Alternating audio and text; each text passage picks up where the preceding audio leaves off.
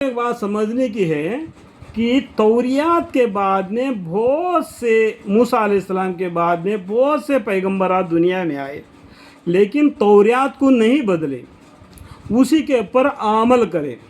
जब ईसा अलैहिस्सलाम पैदा हो गए तो उन्होंने बोला कि इंजिल अल्लाह की तरफ से नाजिल हुआ है, अब तौरियात का हुक्म को रहने दो, अब इंजिल के तरफ आप लोग चलो।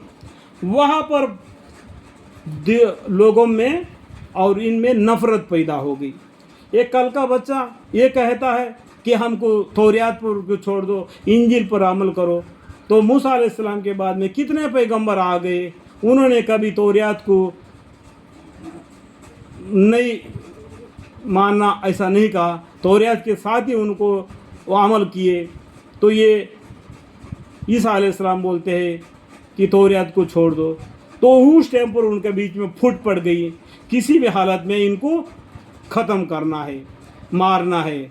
इस तरीके से उन लोगों ने प्लान किया। कौन? इंसानों ने। अल्लाह ने भी प्लान किया। बेहतरीन प्लान किसका है? अल्लाह का है। तो अल्लाह ताला ने ईसा अलैहिस्सलाम को अपने तरफ उठा लिया और उनका शक्ल के माफिक जो इंसान घर में गया था उसका शक्ल उसको लगा दिया।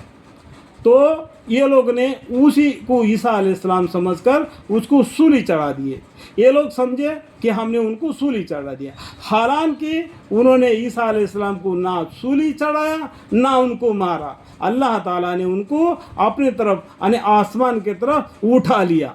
कल क़यामत के दिन दोबारा दुनिया में ज़रूर आएंगे, एक क़यामत का निशानी है।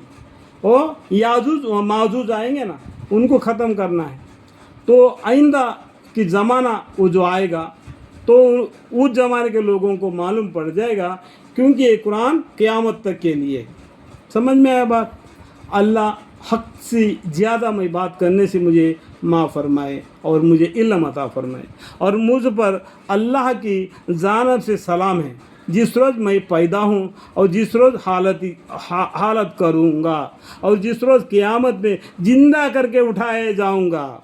और मुझ पर अल्लाह की जानिब से सलाम है, जिस रोज़ मैं पैदा हुआ और जिस रोज़ हालत करूँगा और जिस रोज़ क़यामत में ज़िंदा करके उठाए जाएंगे। यानी अभी ईसा अलैहिस्सलाम मरे नहीं, अल्लाह ताला उनको आसमान की तरफ उठा लिया, दोबारा दुनिया में ज़िंदा भेज देंगे और उनको कितना साल रहना है उतना साल अपना ज़िंदगी बसर करेंगे।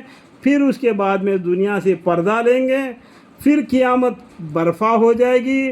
जब क़यामत के दिन सभी लोगों के साथ ईसा अलैहिस्सलाम भी उठाए जाएंगे। समझ में आया? यह है ईसा अलैहिस्सलाम इब्न मरियम अलैहिस्सलाम, यानी मरियम अलैहिस्सलाम का बेटा। मैं बिल्कुल सच्ची बात कह रहा हूँ जो ईसा अलैहिस्सलाम ने बोले, जिसमें ये अफराद अफतरीद के करने वाले लोग झगड़ रहे हैं। ये उल्टे सुल्टे बातें करते हैं ना, जो मूसा अलैहिस्सलाम पर ईमान लाए जो यहूदी लोग, ईसा अलैहिस्सलाम पर ईमान लाए नसरानी लोग। और उस टाइम पर मोहम्मद मुस्तफ़ा सल्लल्लाहु अलैहि वसल्लम नहीं है। ईसा अलैहिस्सलाम और मोहम्मद मुस्तफ़ा सल्लल्लाहु अलैहि वसल्लम के बीच में 500 साल का ज़माना गुज़रा। उसको क्या बोलते हैं? फितरत का ज़माना। समझ में आया? उसके बाद में मोहम्मद मुस्तफ़ा सल्लल्लाहु अलैहि वसल्लम पैदा हो गए और उन पर कुरान नाजिल हो गया और इस दिन को इस्लाम रख दिया अल्लाह ताला ने। अब इंजिल को छोड़कर हम कुरान पर अमल करना, जैसा कि ईसा अलैहिस्सलाम ने बोले तौरात को छोड़कर इंजिल पर अमल करो। अब इंजिल को छोड़कर हम कुरान पर अमल करना। इस तरीके से हम लोग मुसलमान लोग 3 टोली बन गए, यहूदी, नसरानी, मुसलमान। समझ में आया बात? और भी बहुत से कौमें हैं अपने अपने मनमानी से घटर लिया है। अल्लाह ताला की शान नहीं है कि वह किसी को औलाद इख्तियार करे, और बिल्कुल पाक है। अल्लाह ताला एक है, एकता है, तौहीद है। उसको ना कोई बीवी है ना कोई औलाद है, वो एक है। हम सब अल्लाह के बंदे हैं, अल्लाह के बेटे नहीं, अल्लाह के बंदे हैं। अल्लाह हमारा कारसाज है। समझ में आया?